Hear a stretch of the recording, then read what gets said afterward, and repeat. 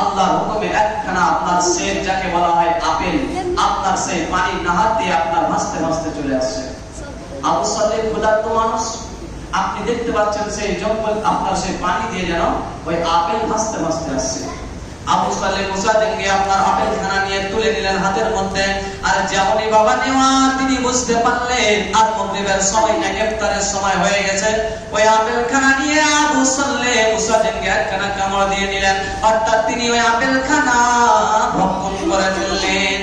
যেমনই ভক্ষণ করে নিলেন, আবু সালেহ মুসা দেনগির মনের একটা চিন্তা, আল্লাহ কেমন ভয়, কেমন আল্লাহ ওয়ালা। দেখুন যে আপনার নদী দিয়ে একখানা আপেল ভেসে যাচ্ছে, ওই আপেল খানা আপনি যেমনই খেয়ে নিলেন, তিনারা আল্লাহকে কত ভালোবাসতেন, আল্লাহকে কত রাজি করেছেন তিনারা। দেখুন আল্লাহকে কেমন মহব্বত করতেন, আল্লাহকে কেমন ভয় করতেন। যে আবু সালেহ মুসা দেনগি একখানা যখন আপেল খেয়ে